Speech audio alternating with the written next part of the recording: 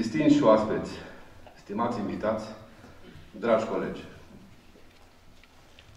îmi face o deosebită plăcere să vă întâmpin la deschiderea conferinței Platforma Europeană pentru Cercetare Artistică în Muzică.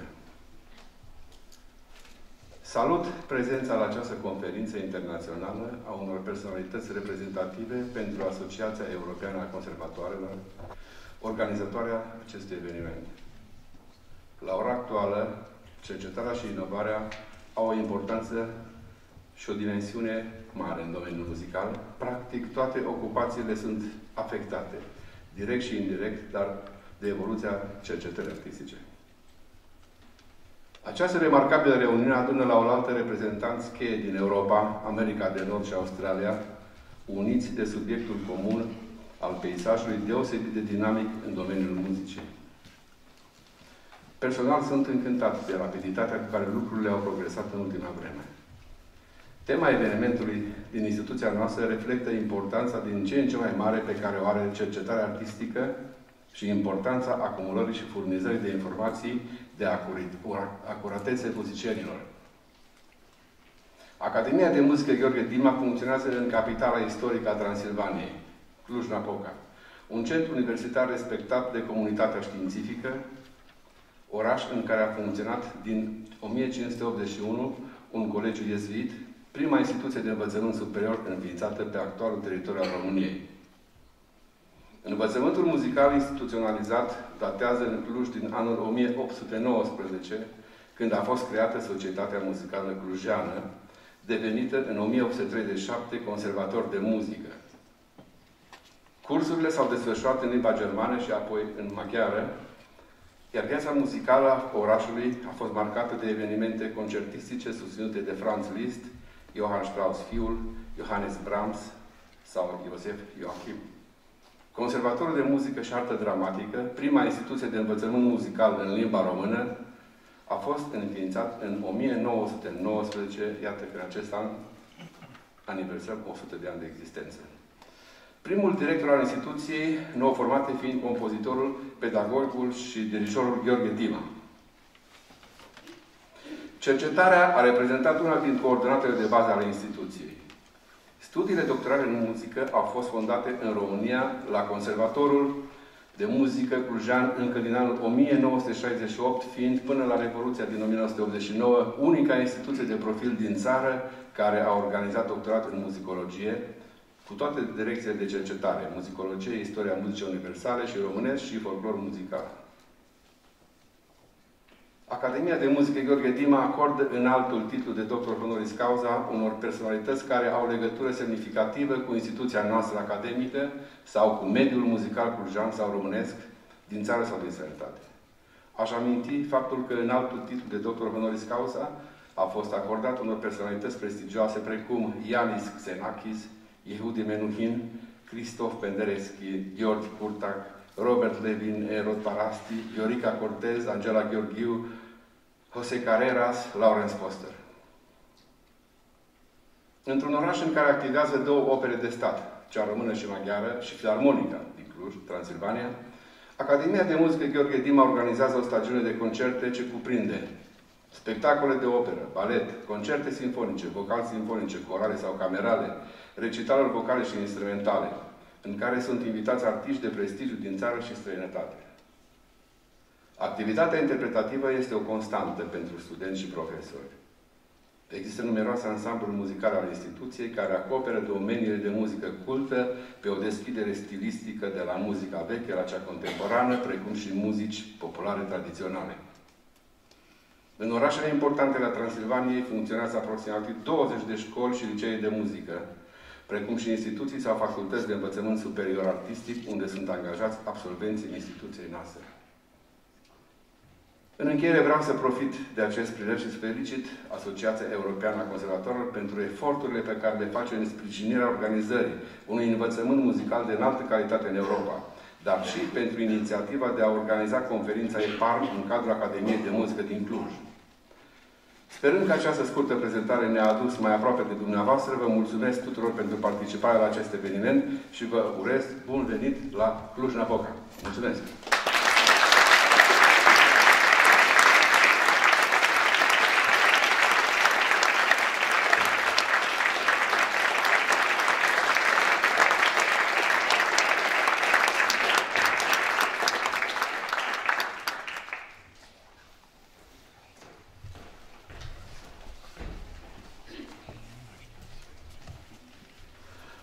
ziua, good evening, and welcome to Cluj to everybody. Domnilor profesori, onorabili, domn rectori, sunt deosebit de onorat să fiu invitat la această prestigioasă manifestare în acest frumos palat al culturii din Cluj.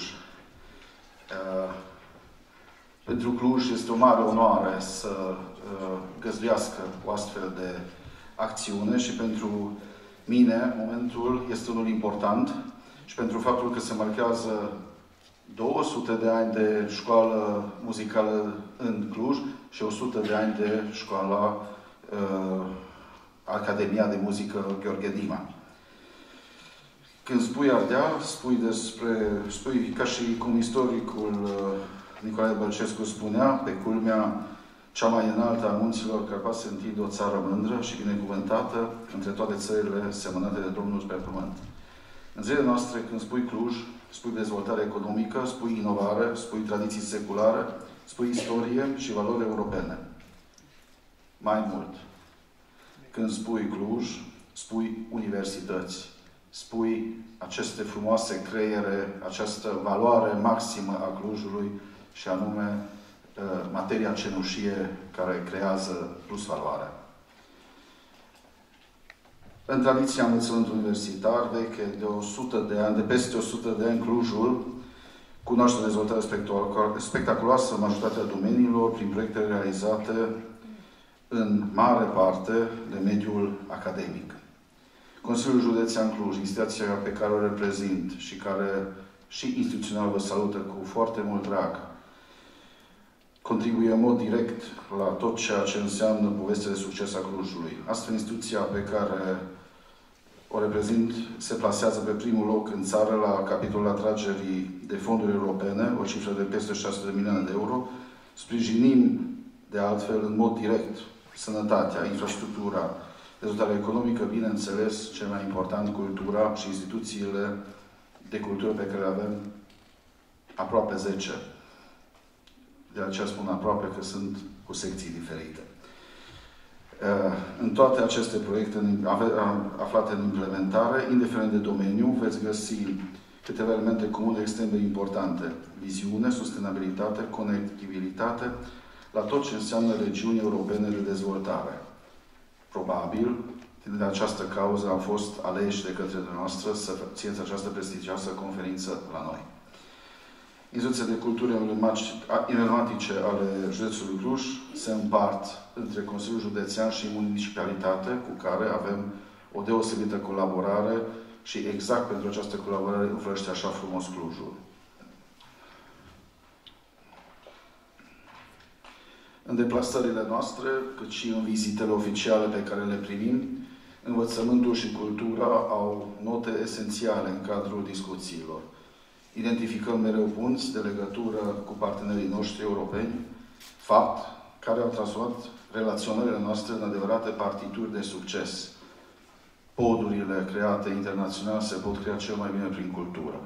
Și aici, dumneavoastră, muzica, sunteți cultura care ajunge cel mai înalt, fiindcă ajunge la ceruri. Cândva pe noi, preoții ne învățaseră, dacă cineva cântă, înseamnă că se roagă de 5 ori.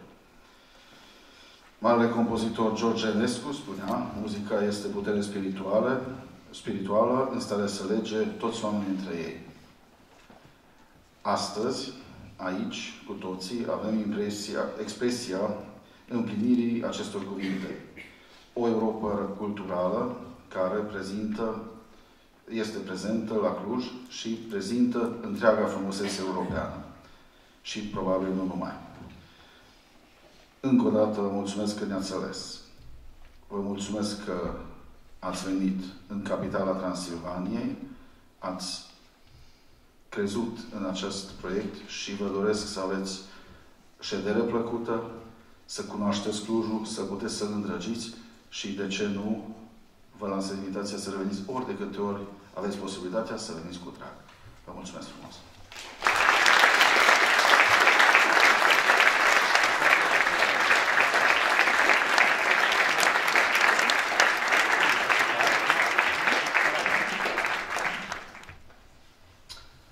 Dear colleagues and friends, distinguished hosts here in Cluj, ladies and gentlemen.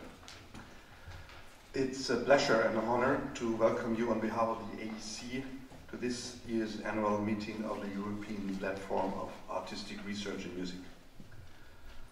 Artistic research is still a relatively new research field. More than 20 years ago, the first European higher education institutes started to deal with the topic at all, to use the word artistic research. And at the time, still back in the last century, the Orpheus Institute in Ghent was founded, whose director, Peter Dejans, was and still is the spiritus rector of the AEC's artistic research-related activities. 8 years ago, the AEC first invited to an EPARM conference, which took place at the time in Belgrade in 2011. Both artistic research as such and the European Platform for Artistic Research in Music are, so to say, still adolescent. And it's a natural part of the maturing process that the number of questions exceeds the number of answers, that you might embark pathways that turn out to be dead ends, and that not every story which is told is a success story. But this should not be considered to be failures or system errors, but on the contrary, as necessary detours to explore up to now unknown territories, as necessary steps to move on towards a promising future. This year we meet at the Gheorghe Dima National Music Academy here in Cluj-Napoca, which does not only look back to a long history of research and of musicology, but which is also by tradition, so to say, a cosmopolitan city that has always been characterized by the coexistence of cultures and languages. And in recent times, as we have heard once more, developed into a dynamic and innovative university site. Romania has a special tradition of artistic research, and I'm pleased that representatives of both the Romanian Ministry of National Education and the Ministry of Research will join us tomorrow in order to discuss related issues of artistic research with us. I'm also pleased to welcome our partner organizations, SARS, Society of Artistic Research, represented by its newly elected president Denis Peters and vice president Gies, as well as ELIA, represented by its Romanian board member Marius. I emphasize this because when we seek contact with political decision makers, it is in particular important to coordinate our action within the field, because even if we might be different across disciplines, countries, and research methods, if we want to make these political decision makers listen to us, we have to join forces. Artistic research is not only a still young discipline, as I mentioned earlier. If you look at artistic research from a European perspective, we must also say that Europe of artistic research might be Europe of different speeds. I'm therefore convinced that it is, among other things, also EPARM's role, task, and also responsibility to promote the exchange of ideas and approaches. This does not mean to streamline things, but to learn more about how others deal with similar issues and maybe come up with completely different solutions. There are countries in which the doctorate of the arts is a very important topic, as it is in the case here in Romania.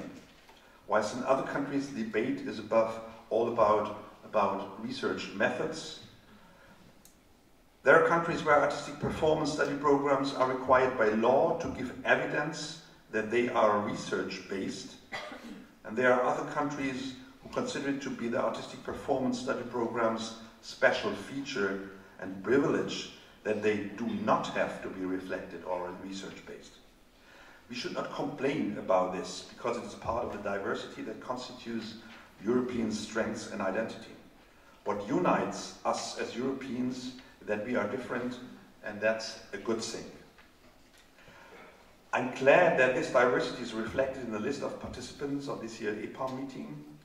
Let me address a particular warm welcome to the speakers and presenters, but also to those who are only here to listen and to meet each other. Welcome also to the members of the EPARM working group, who did, under the long-standing and proven leadership of Peter Dejans, a thorough job to prepare this meeting. Let me also introduce to a special highlight, which is new to EPARM meetings, and on which we just decided maybe half an hour ago, lastly.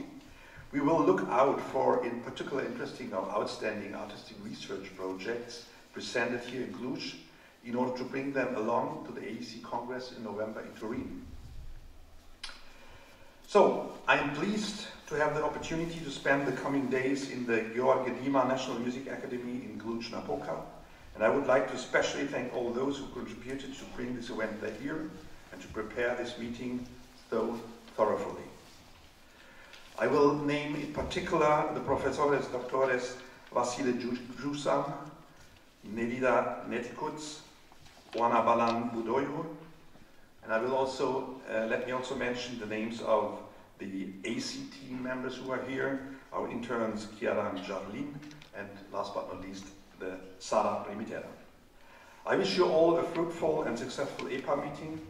Enjoy springtime in Transylvania. Thanks for your attention.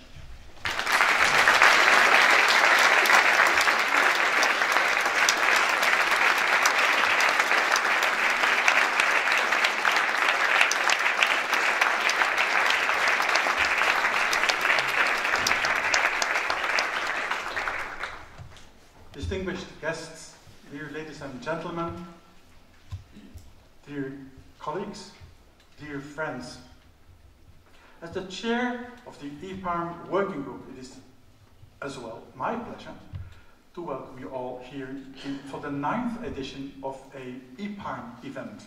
And indeed, up until now, we had most inspiring editions of EPARM conferences in many cities, and we started in 2011 with Belgrade, went to Rome, Lyon, Stockholm, Graz, Vicenza, Antwerp, Porto, and now Cluj.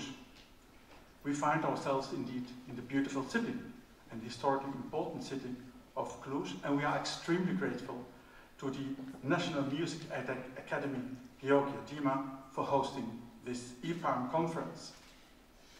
The time allocated to us speakers is quite limited, and that is not a bad thing. It forces us to get to the heart of the matter immediately. In its actual state, dear friends, artistic research still faces many unresolved questions. And that again is not a bad thing. During last EPARM conferences, major themes have been identified and have been discussed con animo. Development of methodologies for artistic research. This question of how artistic researchers can back up their research by an appropriate and pertinent method is indeed a crucial one. Research questions. What do they mean for artistic researchers? And what kind of answers do we generate? Outputs of artistic research. Are they to be judged both as artistic product and as contributions to knowledge and understanding? Does the artistic value of the artistic output matter in an artistic research project? Does the artistic output establish the validity of artistic research? And if yes, how do we assess this? How do we evaluate the validity of the artistic output in the context of an artistic research project? All these topics are elements inherent to a thriving artistic research environment. We could also consider them as means to discuss and raise the level or the quality of the research conducted. The EPARM working group this year proposed something new. We proposed a conference that would stay open for all these topics by not opting for a conference title that would limit the scope. We introduced some new formats like the late night performances of tonight and an open space event tomorrow. You will hear about that later during the conference. Gaining the audacity to discuss these topics in depth illustrates a growing confidence in how artists do research, and it should provide ideas for the design of future research projects and the development of the research discourse amongst us. The success of this platform gathering depends highly on your active participation in the discussions, and your individual view matters. Also your institutional view matters. So give your perspective a voice. Your view has the power to change what presents itself as the future.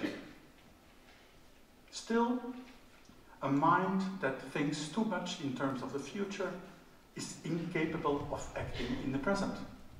It doesn't seek transformation. It avoids life. Life is, however, decided now, and now, and now. And transformation is needed.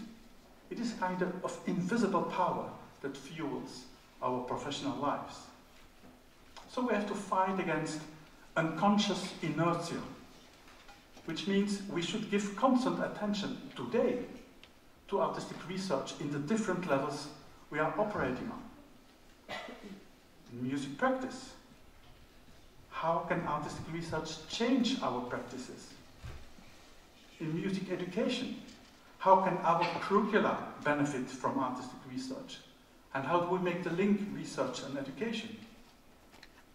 And on a political strategic level, artistic research as a research domain that needs support in its development.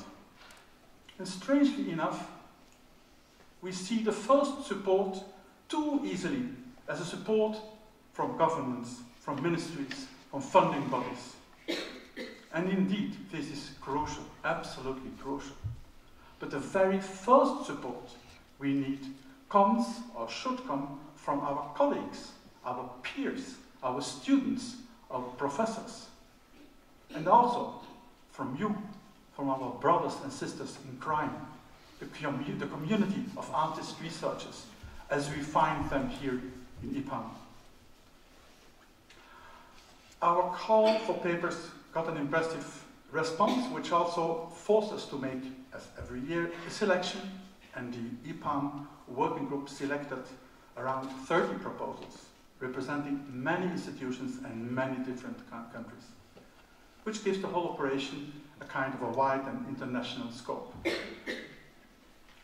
I would like to thank the AEC office, particularly Sarah Primiterra, as well as my colleagues, members of the EPARM working group, for their strong involvement in the preparation of this conference. It is indeed a real pleasure to work with Leonela Grasso-Caprioli, Hendrik Frisk, Kevin Voets, Lina Navigaise Martinelli, Stephen Broad, and Matthias Herman. Dear friends, I would like to end with a personal note. I have had the honor to be the chair of EPARM since its foundation 9 years ago. This year's conference is my last one as chair. It has been a marvelous period, and I am extremely grateful to the AEC President, the CEO, and the Council for their trust and for the support I got during all these years. I'm grateful to all my colleagues in the working group over this whole period. The challenges we had to face were always exciting enough to keep a balance between hard, serious work and the deep human pleasure of working together.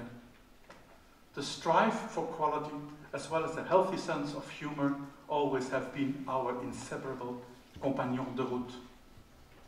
I have appreciated this very much. And, dear friends, a very big thanks to all of you, the loyal members of EPARM. I feel deeply honored to have been entrusted with this mission, and serving you has been an immense privilege. But for now, ladies and gentlemen, back to business. Artistic Research is calling. EPARM 2019 starts, and I wish you all a very exciting conference. Thank you very much.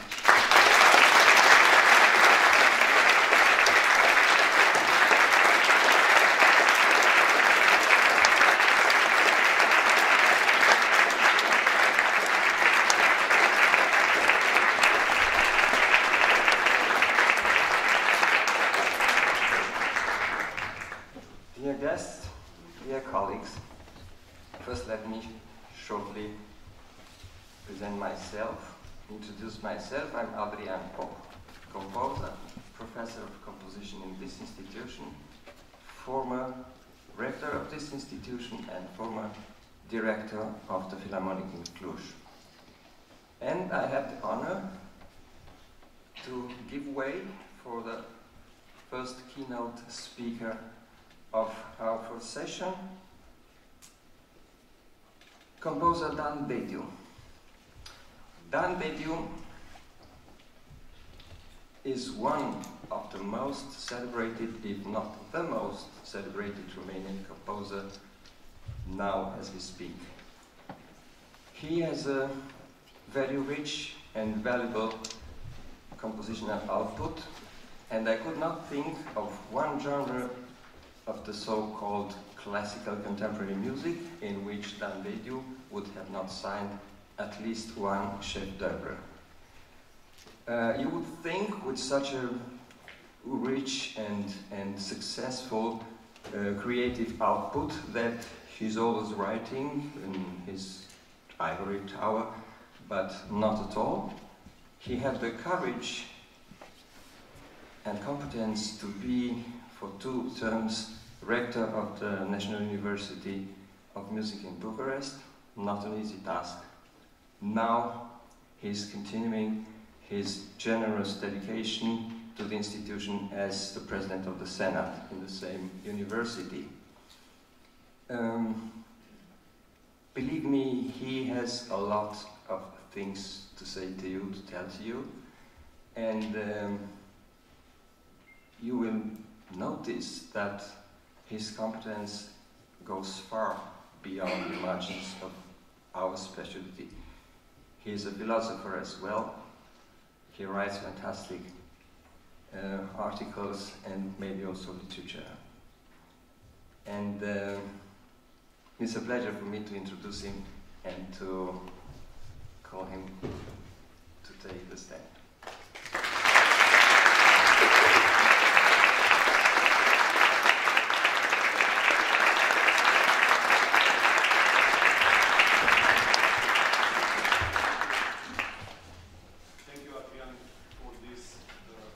Really not deserved presentation. I was asked to provide a speech about 30 minutes, and I will rush to do it because I have a lot of challenges to present to you. There is not a professional conference. There are only points de fuite, so proposals in order to maybe better understand what we are doing in our field as musicologists, as composers, as performers, and as, of course, educators.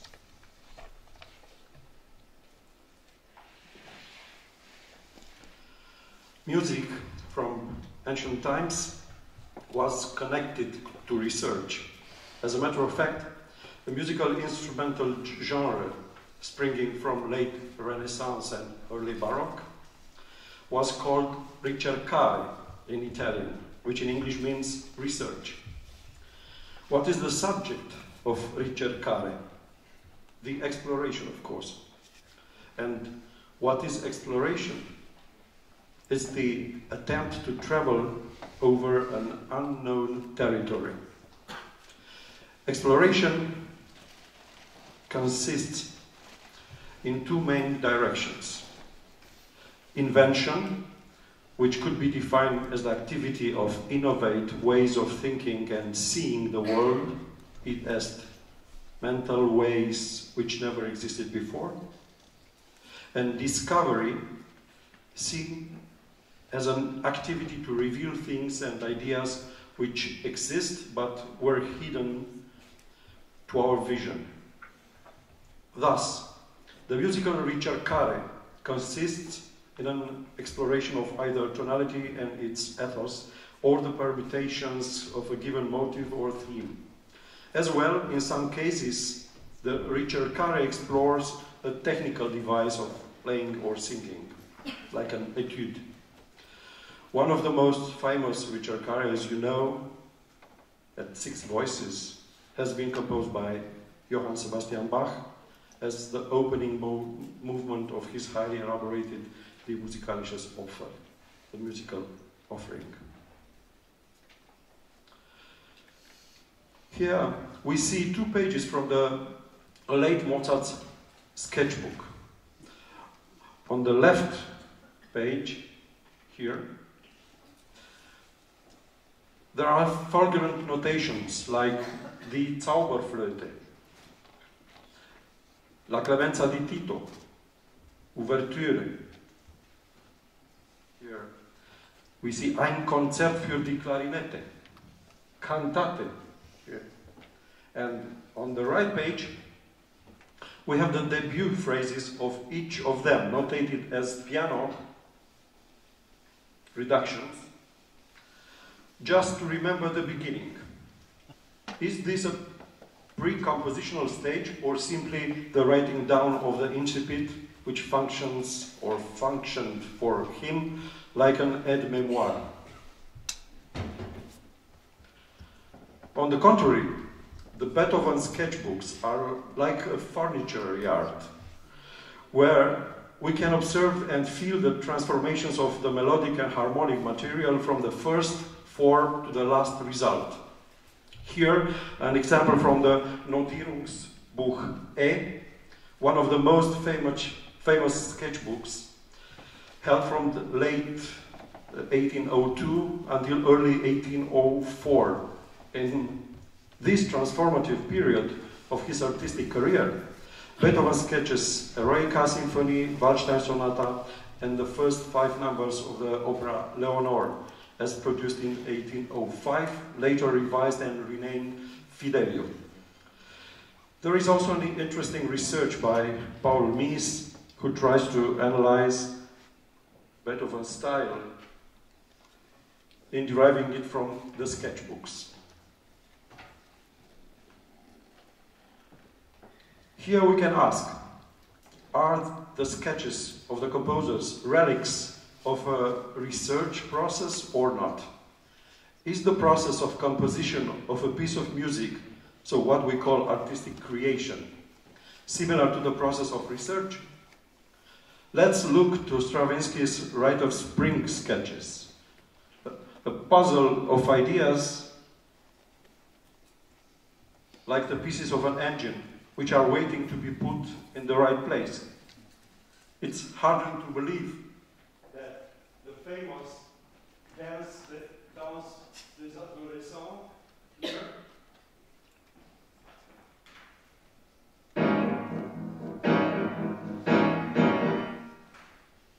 began like this.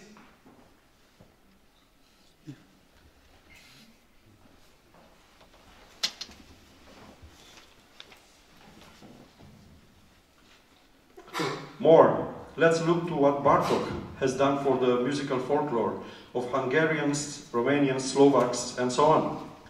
Recording expeditions, interviews with the folklore informers, transcriptions of the melodies, analysis, and publications. Of course, this is an ethnomusicological research, no doubt.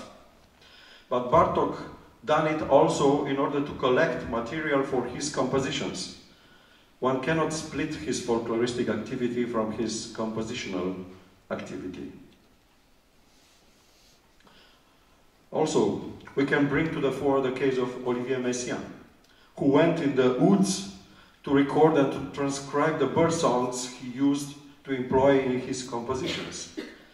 He has done this systematically as an ornithologist, and he discovered the amazing fact that the singing bird species have specific patterns of singing, but some individuals are more talented than others in using these patterns with much more dexterity and inspiration. Messiaen left a lot of transcriptions, and after his death, these were published in the 7th-volume Handbook of Reed, Color, and Ornithology. Traité du rythme, de couleur et d'ornithologie. Another example of scientific and artistic research going hand in hand. The recreation of a voice of an Italian castrato, realized by EPARM team of researchers for the movie Farinelli, directed by Gérard Corbiot in 1994. The team took 2 complementary voices, a coloratura soprano, Eva Godlewska, and a countertenor, Derek Lee Reagan, and processed them according to this scheme here, which incorporates combined techniques such as phase vocoding, additive analysis and synthesis, spectral envelope and pitch estimation, in order to get the both timbres homogenized to cover the entire voice range and to compensate for the technical difficulties. I have also an example with this.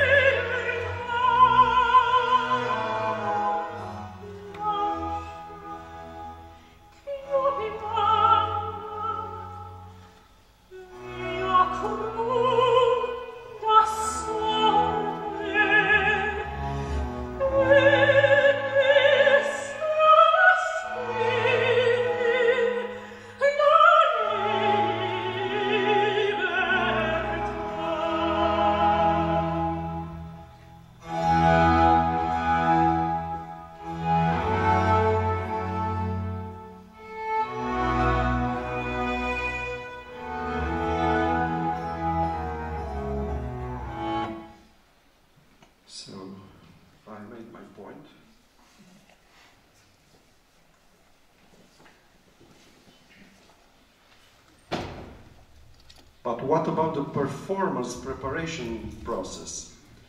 Its magic, refinements and feelings. Is this no research? Isn't the trial-error binomial one of the most powerful tools for self-improving? And aren't the levels of perfection some magical landmarks of the ineffable? I have another example.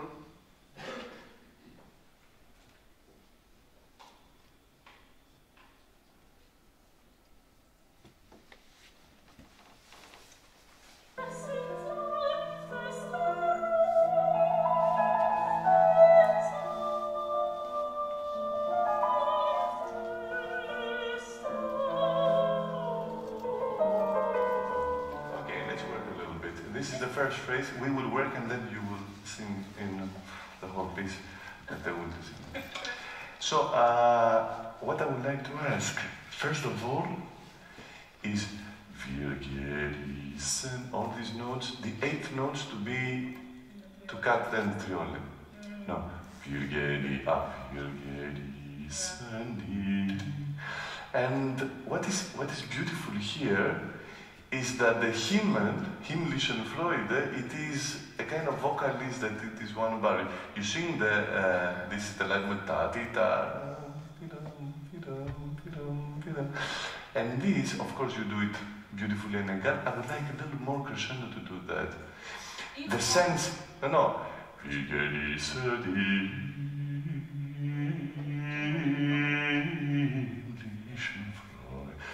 So it's like somebody, you take the voice of a bird.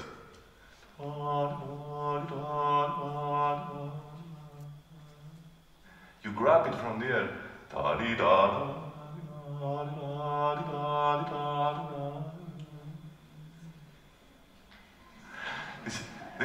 That's the beautiful. If you make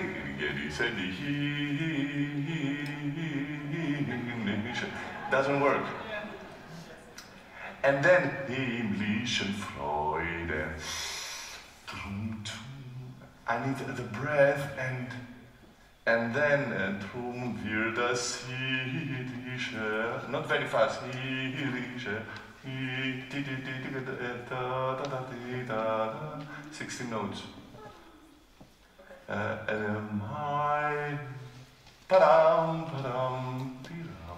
Interruption. And then to be kein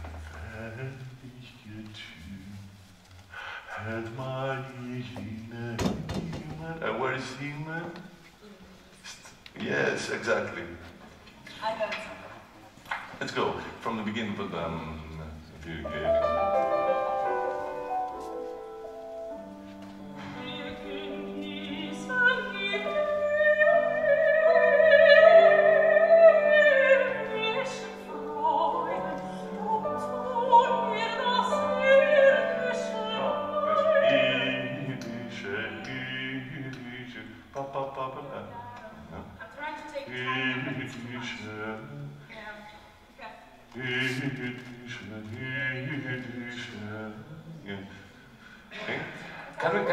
I want to ask you, now you do the crescendo, but what is the difficulty?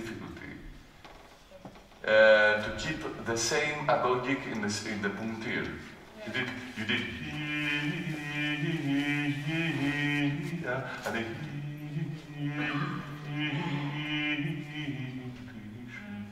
and when you say drum to, close your eyes. Just close your eyes. We need to go to another layer. That's why. No, drum is not drum to. We need to go to another.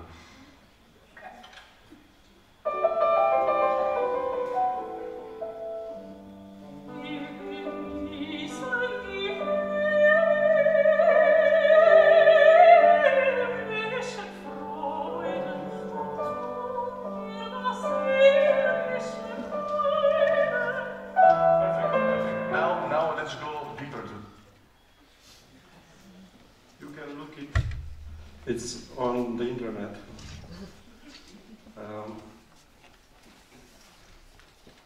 It is a new format of mixing musicological research, because before it was invited a musicologist to provide a short conference about Fourth Symphony of Gustav Mahler, by Gustav Mahler, and then it was a master class with the conductor Theodor Kurentzis.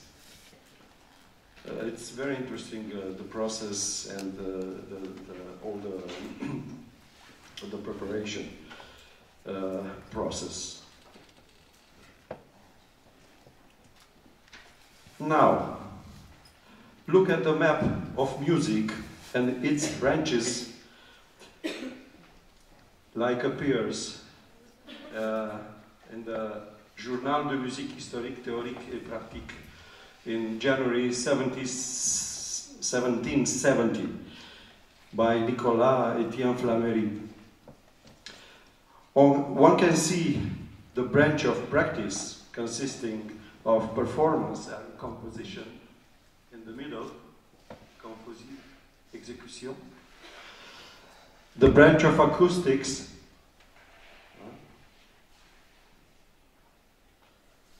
here, and the branch of history.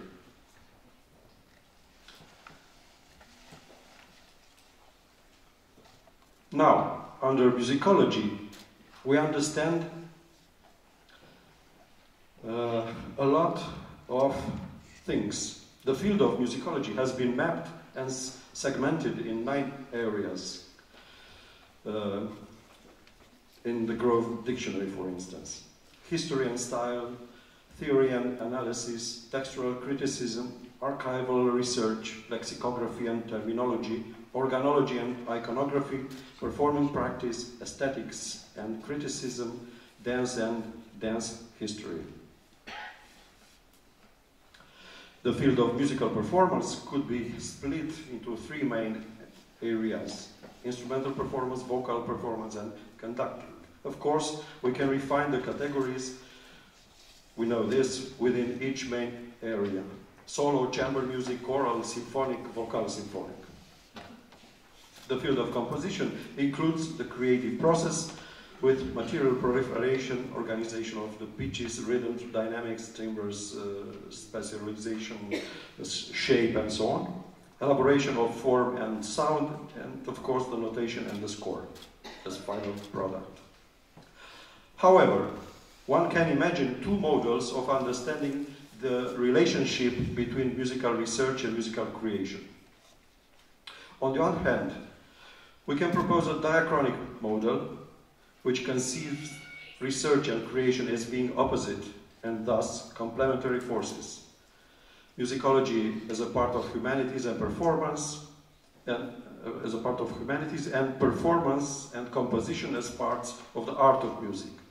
On the other hand, there is also another possibility to conceive research and creation as two intertwined pistons of the same mechanism of exploration. This is the parallel model, which is based on fused integration of research and creation as 2 activities which share the same stages of the exploration process.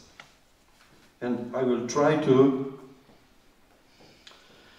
share with you a possibility to understand and to propose this parallel model. We will deepen the analysis of these stages of both processes, research and creation. Here, the proposed stages: information, analysis, projection, process, adaptation, and finalization. The first stage of both research and creation is what we can call the information. A musicologist will read about the subject, as well as a performer will consult an edition or more of the score, hear some recordings, or a composer will gather information about the ensemble and instruments or voices and look upon other compositions written in the same authentic area. Analysis. The second stage, analysis. In musicology, we can depict the detailed analysis of the context and the parts. In performance, the formal analysis of the score is as such the next level, followed by the fingering and phrasing proposals. Here we have a lot of examples. Last, in composition, the analytical level will mirror the pre-compositional work: scales, rhythms, gestures, motives, themes. The third stage, propose a project. In musicology, formulating main ideas, working upon a hypothesis, mapping the domain, recording data. In performance, the proposition of a variant, working upon the respirations, dynamics, in order to shape the internal musical flux and to establish the hotspots of the work. And in composition, trying to project a form, to establish a trajectory, the direction of music, and to collect a lot of details from instrumentation, effects, ornaments, accents, and so on. The fourth stage, we can see it as a core of the whole research or creation activity, is the processing. Musicologists will elaborate the text of the paper, study or article. The performers will begin the process of the score through rehearsals, special recordings for objectivation, critical assessment, interpretation of the whole work in order to get accustomed with the energetic accumulation in time, learning to resist to the pressure of the music stream. Last but not least, the composers will gather the sketches and focus them with intentionality, then anchor a version of a composition using material proliferation, instrumental, vocal, writing, self-analysis. In a word, composing. The fifth stage is the adaptation of the result in order to be presented in a specific manner or format. Musicologists will elaborate charts, schemes, titles, and summaries of their work. The performers will need to adapt them upon the conditions of the hall or concert venue. Sometimes they will need the feedback of a trained and objective ear in order to find out what and how to adapt in the interpretation for obtaining the best result in the given conditions. Composers will deal in this stage with score elaboration, part extractions, and rehearsals. The last stage, I call it finalization.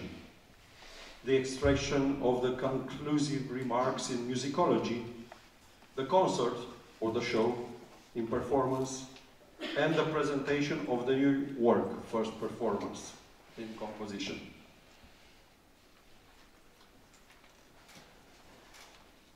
Here a summary of the content we already presented above. We have the 6 stages of the musical research and musical creation and the 3 areas, musicology, performance, and composition.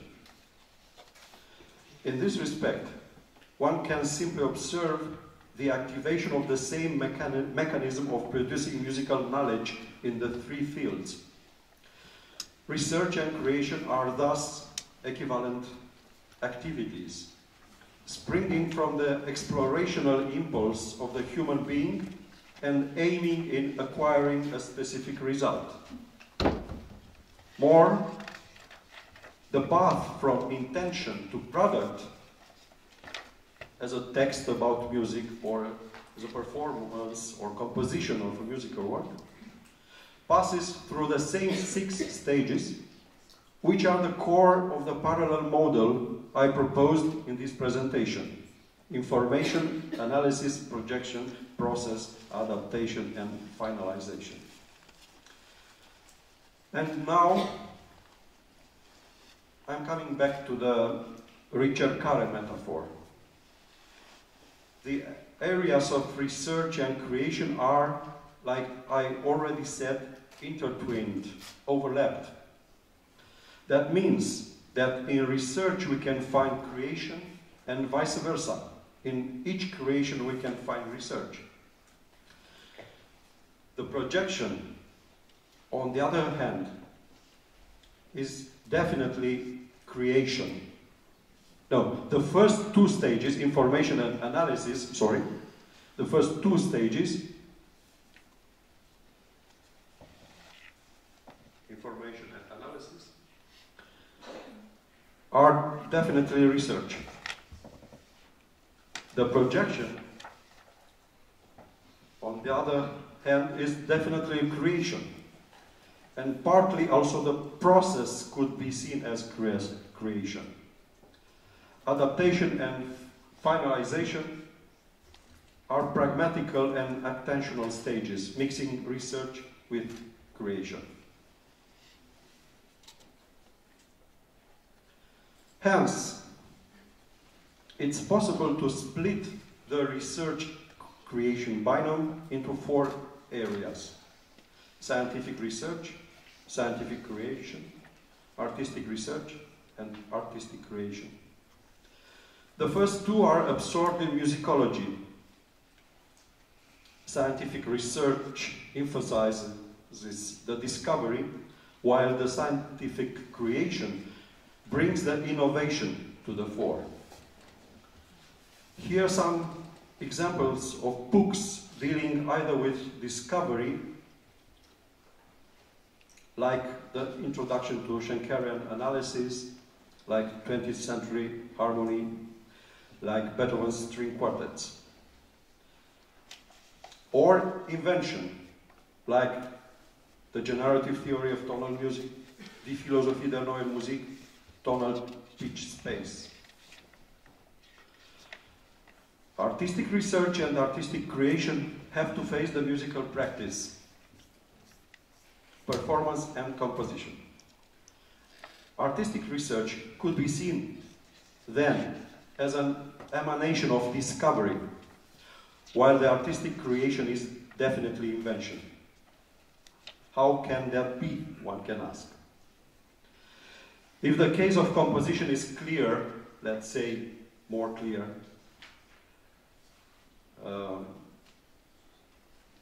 in the sense that the act of composition is generating a product which never existed before, we hope, at least. The case of performance is less clear and deserves a closer look. Could performance be seen as invention? In my opinion, yes. The act of performance is a special kind of invention, a trained and oriented one. It's a little bit different to improvisation, which is creation ex nihilo, so pure invention. This comparison between improvisation and performance allows us to see better the act of performance as a second-degree invention and, in the same time, a second-degree discovery. To put it better, I can assume the paradox and define musical performance as an invention of a discovery. Let me explain this. The performer rehearses the piece of music, discovering it in time. This process of appropriation of the work must not be shown in the final result, the concert. In the concert, the performer has to show to me a fresh conception and a fresh view. Like Daniel Barenboim used to say, the performer has to begin always from zero. For me, as a member of the audience, this is invention. The performer has to reveal the piece to me as if he or she is playing the music for the first time. This is what I call an invention of a discovery. In this respect, coming back to artistic creation, I can state something similar to the above thoughts, but inverting the terms. Artistic creation could be seen as a discovery of an invention. If the piece of music, the composition, could be seen as an invention, then the hard work in order to discover this invention could be seen as a gradual discovery. There are many ways in which this discovery of an invention can be done, from archive research to historically informed performance, from transcriptions and arrangements to special recordings, or to new ways of performing, to be in the same time singer and pianist. singer and violinist. We will have tomorrow, I think, or today, a presentation like this. And so on. But isn't this musicology at all? We will have a round of questions, and I thank you for your patience.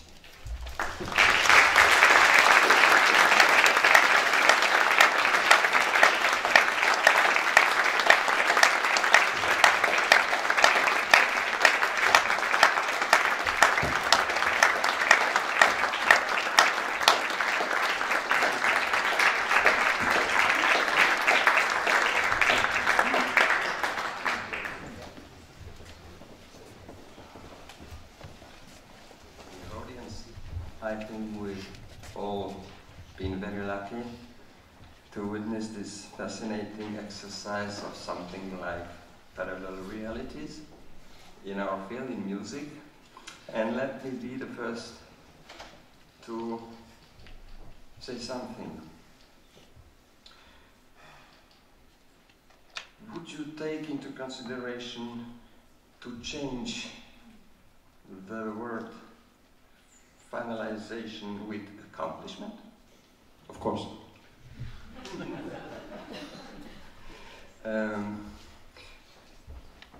I think it's the idea, if you understood perfectly the idea. If you find, you found a better word, it's perfect. I'm not so good at finding good words as you are, but sometimes I try myself in this too. I hope that a book Dan wrote with a fantastic talent of classifying things, of drawing interferences and links, logical, philosophical, and actual practical links between them, is a book he wrote about the 9 It's a little booklet for composers, and he found 9 concepts, commandments, I would say. Just one is missing in that. All of them, each of them beginning with an I in Romanian, but I think the words are international, so it could be translated respecting this I. Information, improvisation. I'm just saying that you don't know that, but I hope this book will be translated and launched into our field of association of conservatories. Of course, we have this session of question and answers, and I invite members of the audience to formulate their questions.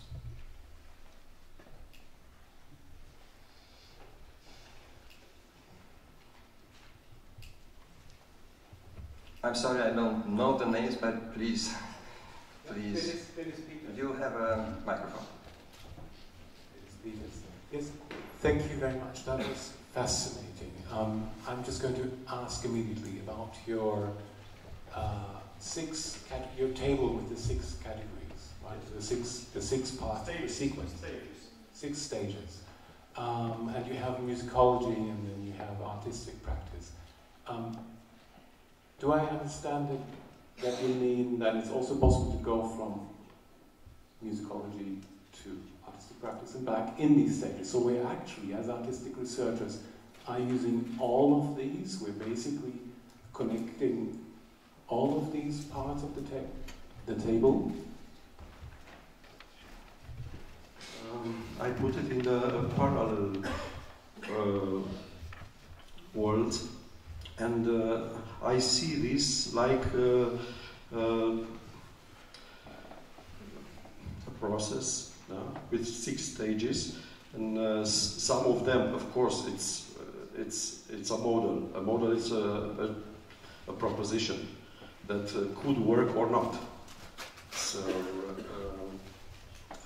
every model and every law has exceptions, and there are many kind of exceptions, and it depends on of course, of the content of each research or of each subject, each theme. For instance, also in musicology, there are a lot of fields, and you will need some more information for something, or you will need more processing or projecting for other things. So it depends a lot on the content of the research or of the subject. So also in the performance, it depends what are you playing, and in composition also, it depends if you are writing a piece for solo clarinet or a piece on an opera. There are different challenges and different contents, and that's why. But I think that these 6 stages could be seen as possible concepts in order to approach research and creation, and not to split them to one from the other.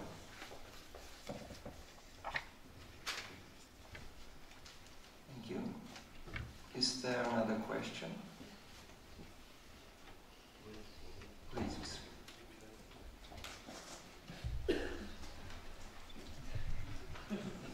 Giuseppe Corpina from Messina, Italy.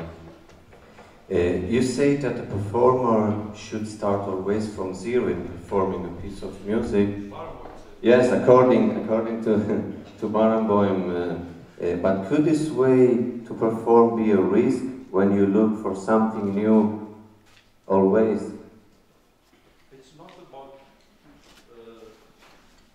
It's not about something new always. It's about beginning from zero means that you have provide the whole content every performance and to be there 100%, and not to put the automatic pilot and we are thinking to something else. So of course when we are speaking from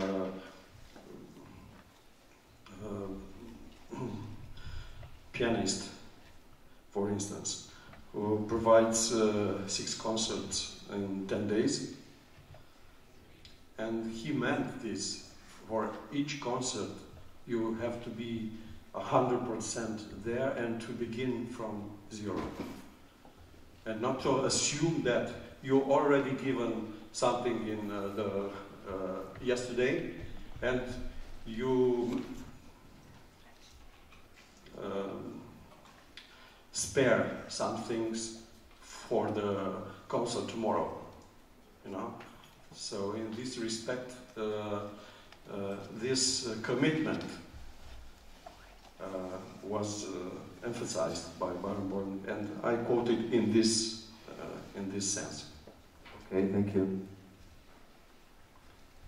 Thank you. I just would like to kindly ask the persons asking questions to keep a little bit further the microphone, because surprisingly enough we have very good microphones. You know, the loudspeakers are in that direction, so we don't hear very good here on the stage.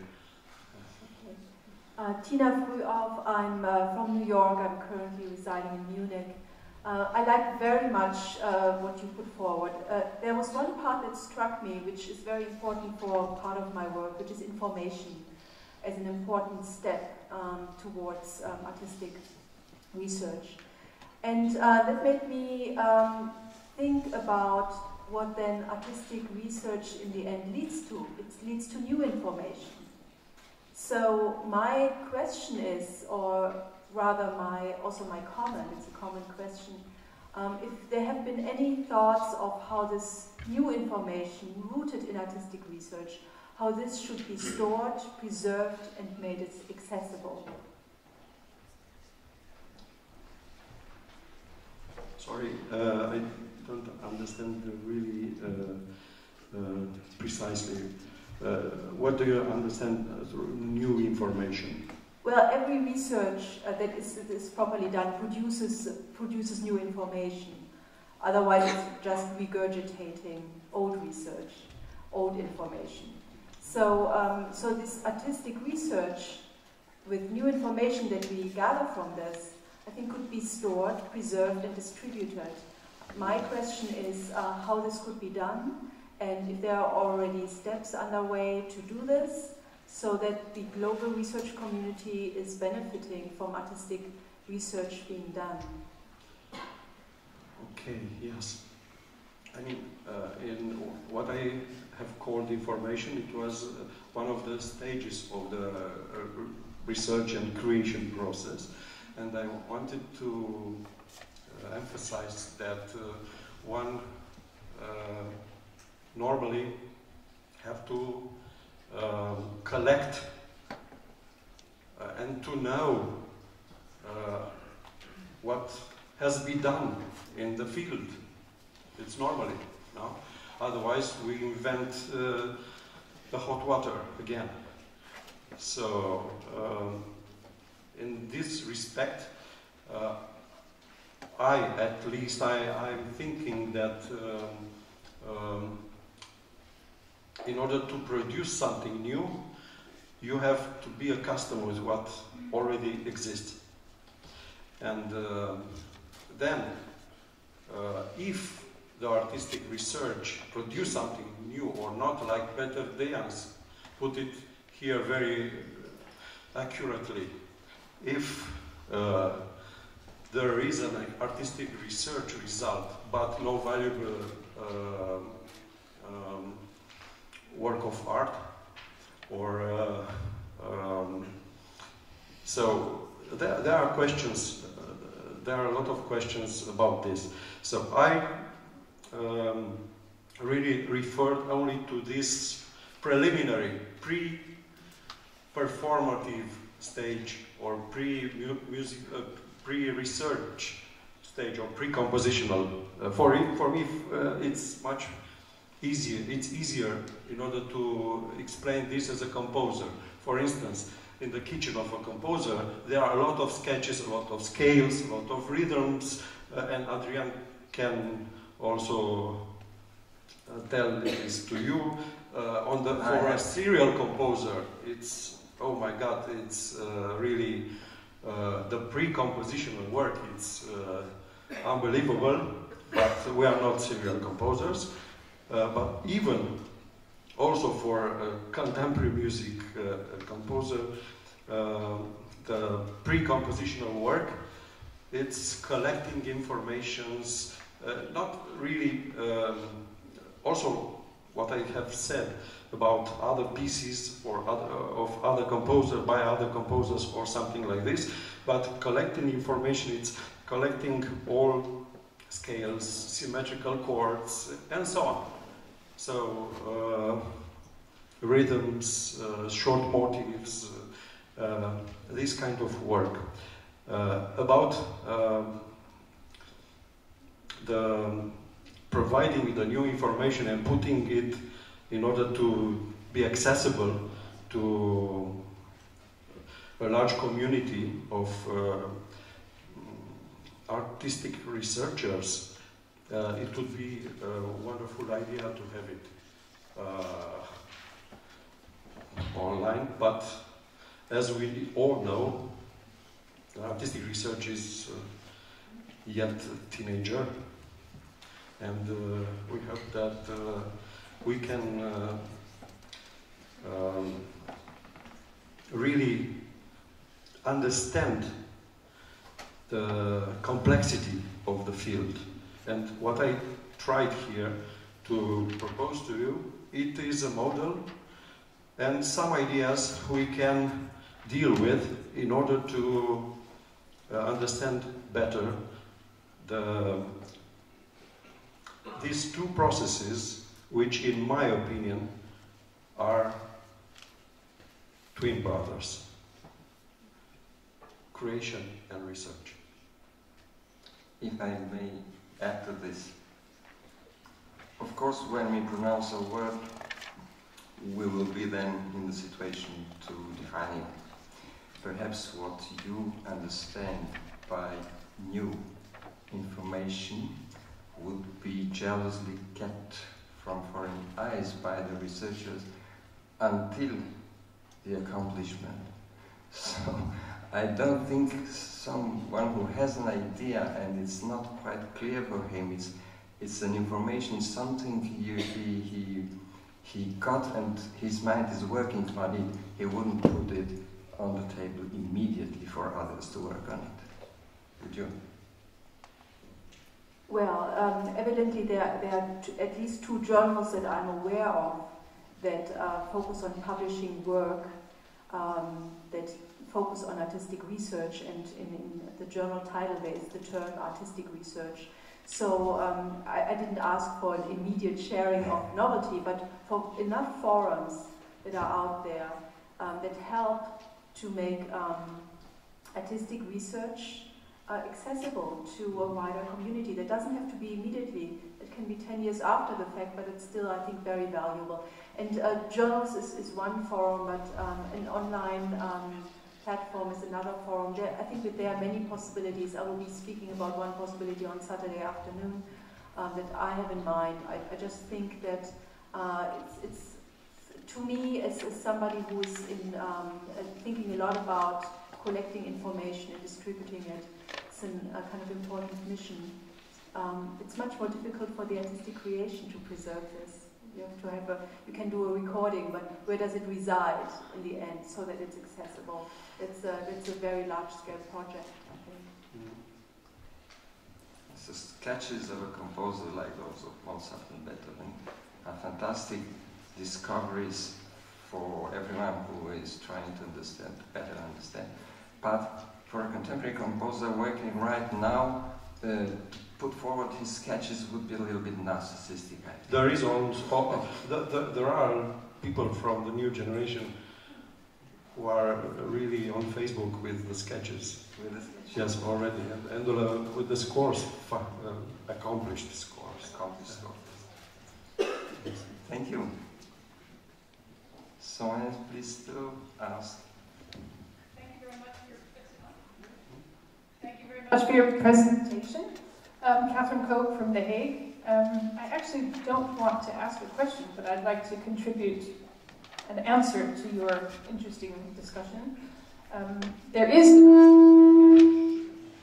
an online platform exactly for this purpose that we use in The Hague and other institutions called the Research Catalog. So I would encourage you to investigate that, and our lector, Vakar, will be talking about that tomorrow a bit more. So that is a wonderful forum for demonstrating artistic research in the process of, but also the final result, and where you can also look and see what has been done before and build on that artistic body of knowledge. Thank you. Thank you. We have more time, please, to ask. Comment.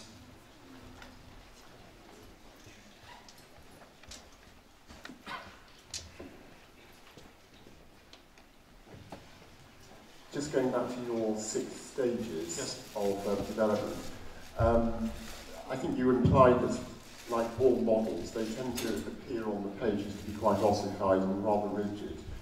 In reality, would you say those 6 stages are really quite fluid, possibly some coming in a different order, depending on the personality? Because you have to make allowances for the messiness of human beings, really. I don't really heard what you said, the last sentence. Only you have to make allowances for the messiness of human activity and human thought processes.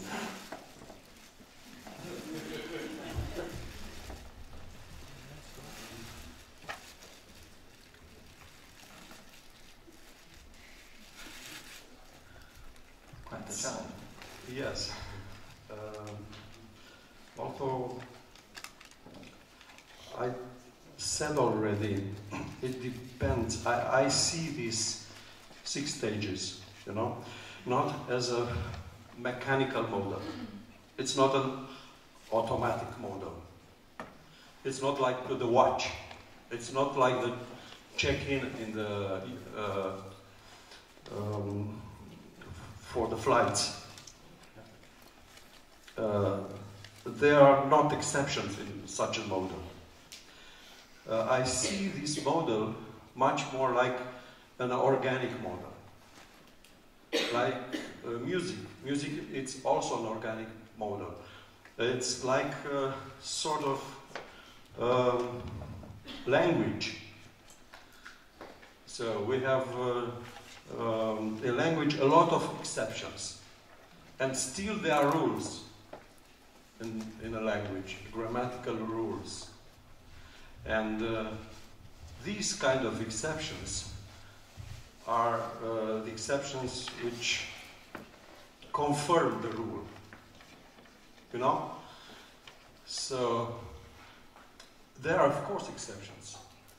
But I try to understand from the whole my experience. I'm also a pianist, I'm writing musicological essays and articles, I'm a composer. So I know the mechanisms of all three possibilities of making music. So I tried to find the connections between them and to define some, let's say, not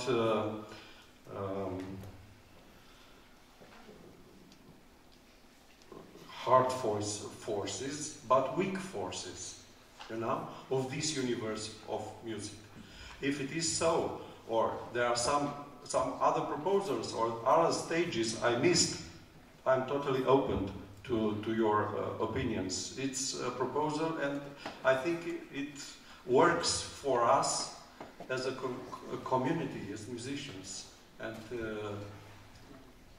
I think this could be a good tool also for for the advocacy of the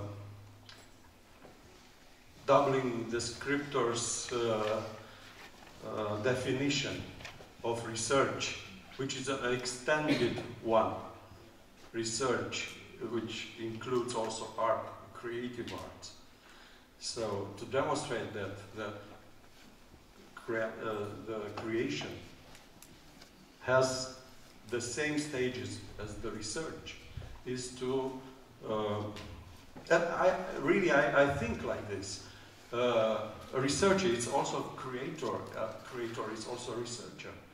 One cannot do one without other.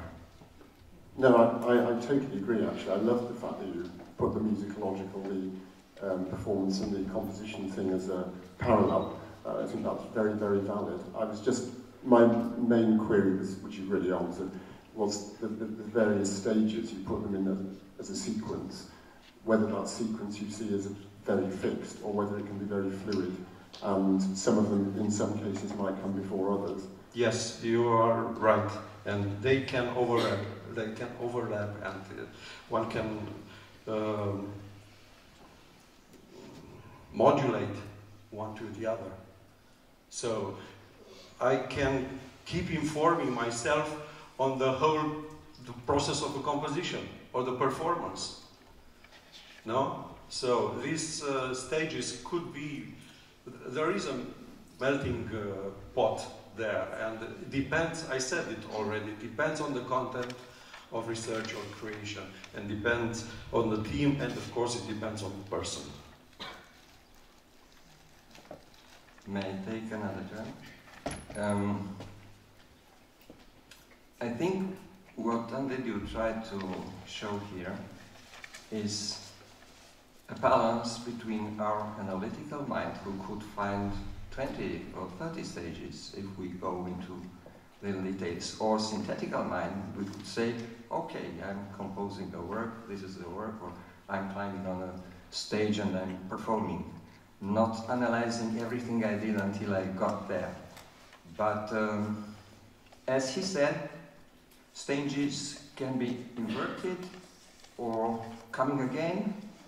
We just have to remember feedback.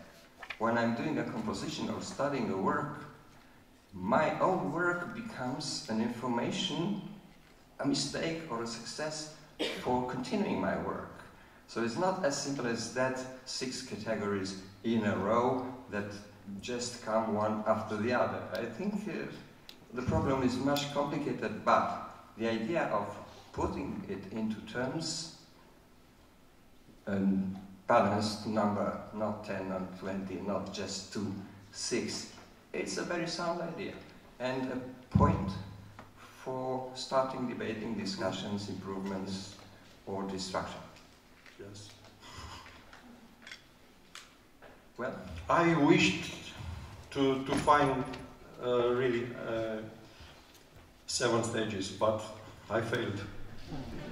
Really, 7 is a good number, but you know, there is a famous article by George Miller, the magical number 7 plus or minus 2, which is a very important for our psychological perception. Really read it, it's on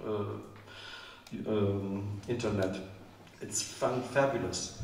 And from there you can find out that you, as a composer, you can repeat until 7 times.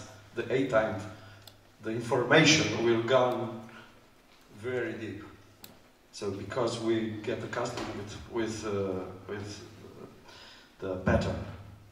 So, and so on. Yes, please.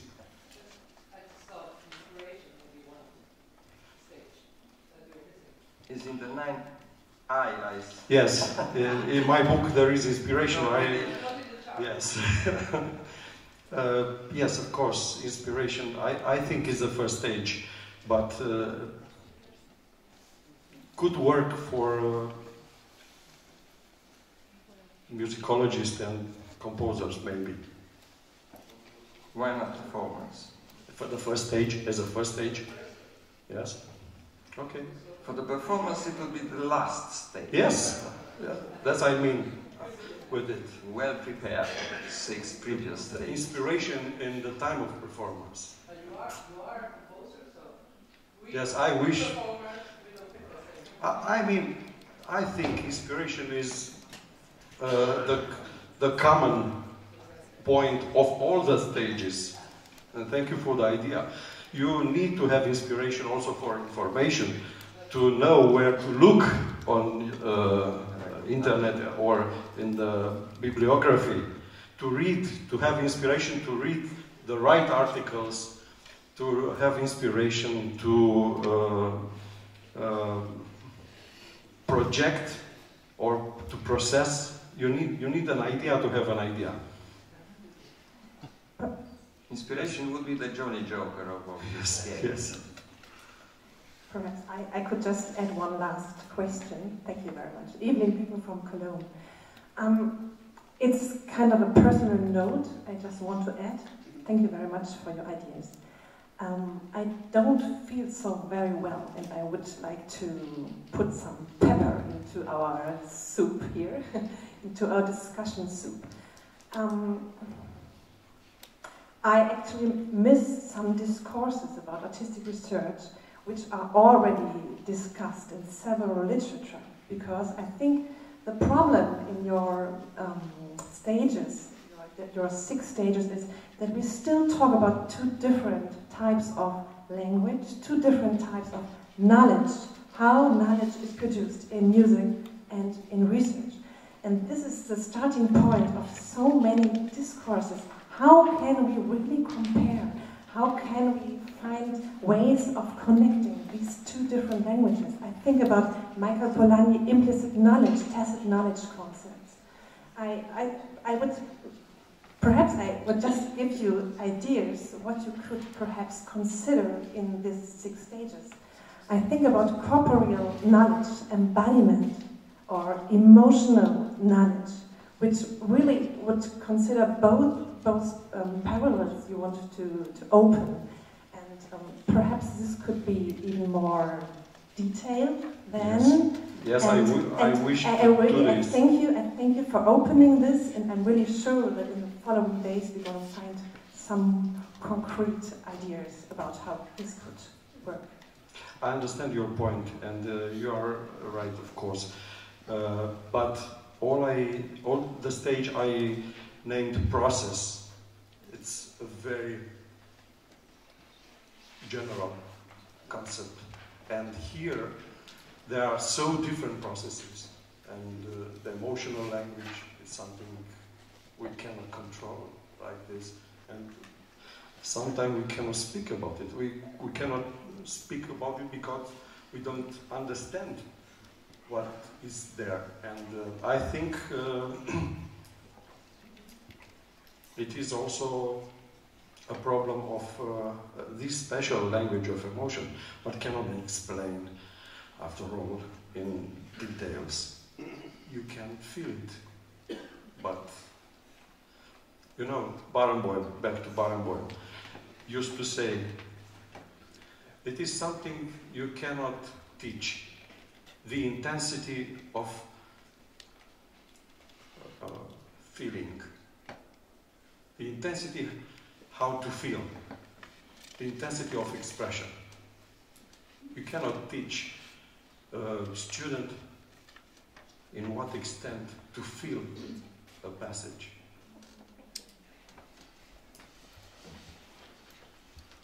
Thank you, Professor Dediu. Thank you, audience.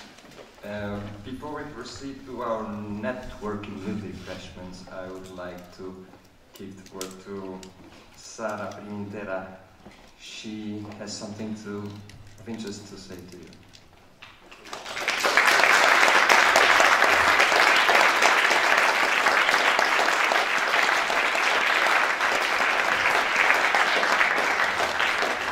Okay, so some practical announcements. So now we have the coffee break. Only 20 minutes, because then we will work together here nearby to the Auditorium Maximum, where we are going to attend the concert of the Academy Orchestra and the Capella Transylvanica Choir. Then we will have a reception there, and then we will work back here for the evening program. It's the first year that we do that. It's we call it late night performances. So it's like parallel sessions, but while tomorrow we will have presentation tonight, the sessions are more focused on performance. So there will be 3 sessions running in parallel for 3 times. So 9 in total. You will be able to attend only 1 out of 3 at a time. There will be in 3 rooms in the academy. There will be volunteers to guide you around. While we are going out to the auditorium, the late night performance, they have rehearsal times, so don't forget it. The late night performance, you received an email about that, so if you didn't see it, have a look at it. You have rehearsal time now. Yes, in your folder, you probably saw an invitation to the 3 concerts of the 3 days, so please keep it because you will need it tomorrow to enter the Opera House, so don't forget it in the hotel. There is also a seat assigned on it. For the other 2 concerts of tonight and tomorrow and Saturday, so you don't need it, it's just an invitation. Tomorrow morning session starts at 10 o'clock. There will be no plenary session until the afternoon, so please look at the program. There will be some movements to other buildings, so please follow the schedule, but the staff will be around to guide you. So now coffee break and then the concert in the auditorium nearby. Thank you.